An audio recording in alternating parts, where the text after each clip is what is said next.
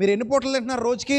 2 లేదా 3 అంతేనా? మహా అయితే ఇంకొకటి ఎవడో ఉంటాడు అక్కడక్కడ ఆడు 4 వేస్తాడు, అంతకు మించి తినలేవుగా. ఇప్పుడు ఇంకో 10 కోట్లు వచ్చినాయి అతనికి, ఎన్నిసార్లు తింటాడు? ఆ 3ఏనా? అయినా పెరిగిందా? 100 కోట్లు వచ్చినాయి, ఎన్నిసార్లు తింటావయ్యా?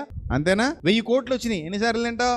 అంతేనా? అంటే ఎన్ని కోట్లు వచ్చినా తిండి పెరుగుతుందా? పెరగట్లేదు. ఇప్పుడు ఎన్ని జతలు బట్టలు వేసుకుంటున్నారు రోజుకి? ఎంత డబ్బు ఉన్నా ఎన్ని జతలు వేసుకుంటాం? ఒక జతే, అందులో కొంచెం రేట్ ఎక్కువ వేసుకోవచ్చు అంతే. మొత్తం మీద ఆ శరీరాన్ని కప్పుకోవడానికి ఒక జతే వేసుకోవాలి, కొంచెం రేటు పెంచుతావు, డబ్బులు ఎక్కువ వచ్చేసి కొద్ది రేటు పెరుగుద్ది. సో కాబట్టి ఇప్పుడున్నట్టే ఎప్పుడు ఉంటాం మనం, ఇప్పుడున్నట్టే ఎప్పుడు ఉంటాం. ఇంకా కోట్లు పెరిగిపోయే కొలది నిద్ర సరిగా పట్టదు, ఆస్తులు బాగా పెరిగిపోయే కొలది తిన సరిగా అరగదు, ఇంకా బాగా సుఖపడిపోయే కొలది రోగాలు ఎక్కువైపోతాయి. ఇంకా ఎక్కిన తర్వాత ఆ డబ్బులతో మందులు, ఆ డబ్బులతో హాస్పిటల్లో, ఆ డబ్బులతో చెకప్లు, ఆ డబ్బులతో ఈ పెరుగుతాయి. అర్థమైందా?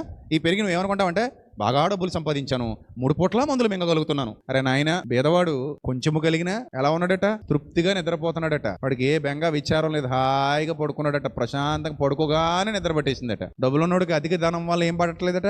నిద్ర పడతలేదు. ఎవడొస్తాడో, ఎవడ పట్టుకుపోతాడో, ఎవడో దోచుకుపోతాడో అన్న భయం. కాబట్టి వద్దు, మంచి పద్ధతి కాదు. పిల్లలు గుర్తుపెట్టుకోండి, యవనస్తులు. అడ్డదారిలో ఎక్కేయడానికి ఇది వైకుంఠపాళి కాదు. పక్కనే పాము కూడా ఉంటుంది, గుర్తెట్టుకో. మింగితే మళ్ళీ చివరికి వచ్చేస్తావు ఒకటిలో. అర్థమైందా? అందరూ నొచ్చిల్ని ఎక్కేలేరు, ఎవడకో తగులుతుంది నిచ్చిన. అది అందరికీ తగులుతుందని నువ్వు అనుకుంటావు, అందరికీ తగలవు నిచ్చెనలో. ఎవడకో ఒకడు ఉంటాడు, అడిగి తగిలింది అనుకుని వచ్చిన, ఈడికి తగిలినట్టే నాకు తగులుద్ది అనుకున్నావు అనుకో, తగులుద్ది, పాము మింగేద్ది. పాము మింగేసిందంటే ఎక్కడికి వచ్చేస్తావో తెలియదు.